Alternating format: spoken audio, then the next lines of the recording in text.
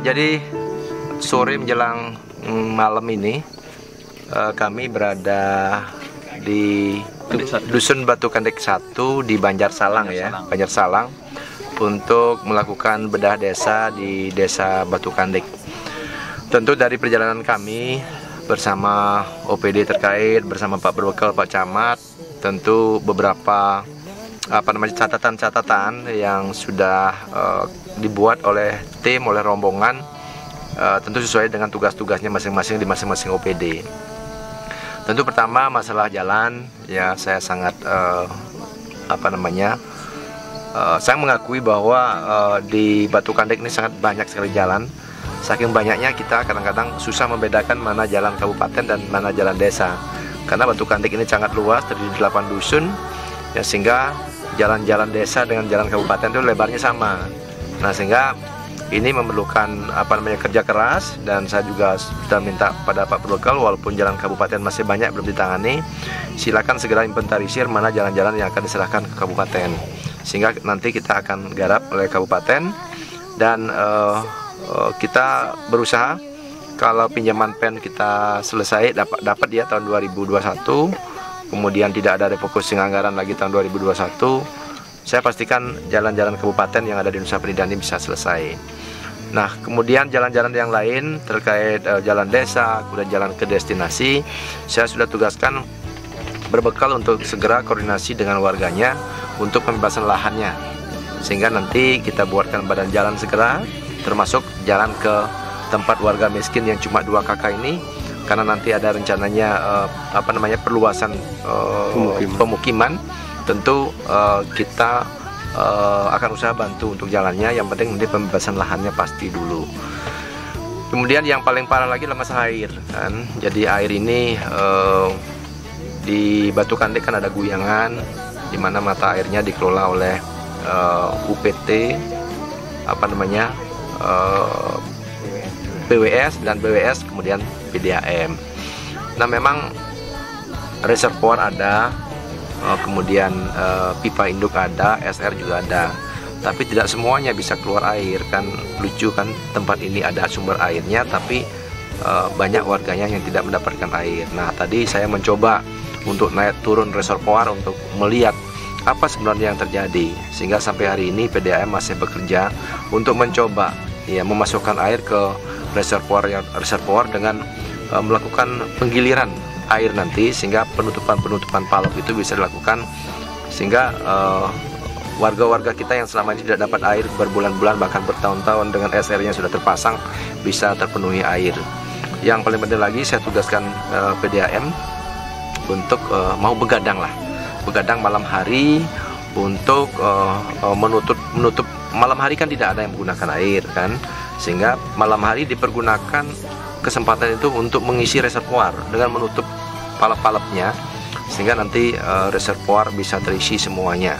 Minimal lah, misalnya tiap 3 hari sekali itu warga bisa mendapatkan air. Dan pipa-pipa juga tadi bocornya besar sekali kan, itu karena baru pertama kita aliri air, ternyata pipanya bocor gede sekali. Ini menjadi perhatian daripada PDAM. Kemudian masalah pendidikan, jadi seperti halnya di tempat-tempat lain di Nusa Penida ini sama juga, sarana prasarana kita di bidang pendidikan ini banyak sekali yang perlu diperbaiki, perlu diatasi, karena dari tahun 2006 bahkan ada sekolah yang belum diplester sama sekali sampai hampir hancur. Kemudian Penyengkar juga begitu, makanya wajar kalau ada orang mengatakan sekolah itu sering dikunjungi oleh sapi ya, karena memang berdekatan dengan kandang sapi, ada godel kan, jadi sekolah itu dimasuki sapi. Nah, tentu ini menjadi catatan khusus saya ya. Saya sudah tugaskan Dinas Pendidikan tadi untuk melakukan inventarisir terhadap semuanya itu. Kemudian yang terakhir terkait dengan kemiskinan. Jadi di Batu Kandek ini secara kuantitas mungkin kemiskinan walaupun masih banyak sekitar 500 sekian tadi, tapi informasi dari Pak Berbekal sebenarnya dari kualitas kemiskinannya tidak terlalu dalam sekali. Artinya apa? Bahwa sebenarnya ada warga-warga kita yang sebenarnya sudah bisa dikeluarkan dari KK miskin. Nah, walaupun demikian dalam situasi COVID seperti ini, tentu kita masih khawatir kalau buru-buru kita mengeluarkan mereka, jangan-jangan situasi ini ya masih berjalan, sehingga nanti mereka justru akan menjadi warga miskin baru. Nah, yang menarik tentang kemiskinan ini adalah di mana banyak sekali warga-warga kita yang pulang dari transmigrasi, termasuk di tempat ini pulang dari Sumbawa. Mereka pulang karena mereka tidak mampu bersaing di tempat transmigrasi maupun tempat mereka tinggal kemarin di luar Bali. Nah, oleh sebab itu mereka pulang tentu menjadi warga miskin baru, bahkan langsung nambah 2. Nah, saya baru tahu ternyata penyebab kemiskinan itu tidak selesai. Ternyata ada warga kita yang transmigrasi, yang tinggal di luar itu pulang menjadi kakak miskin baru kan. Dan ada lagi tadi yang saya berikan peringatan kepada para kadus untuk memberikan pemahaman kepada masyarakat, terutama yang mempunyai laki satu, janganlah orang tuanya dipisahkan seperti itu, kasihan kan.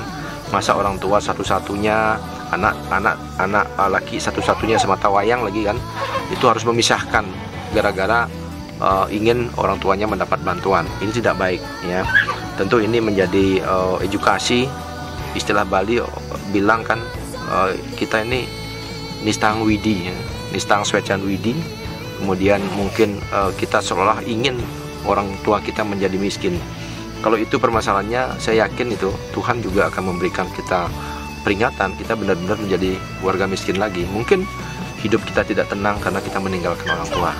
Jadi Pak Berbekal, jadi harapan saya bagi warga-warga tadi yang miskin, yang belum punya rumah, jadi dengan Permendes 13/2020 dengan perubahan peraturan Bupati tahun 2020 ini, saya harap Pak Berbekal bisa menuntaskan ya PR-PR tentang bedah rumah, rehab rumah dengan menggunakan dana desa dan dana alokasi desa.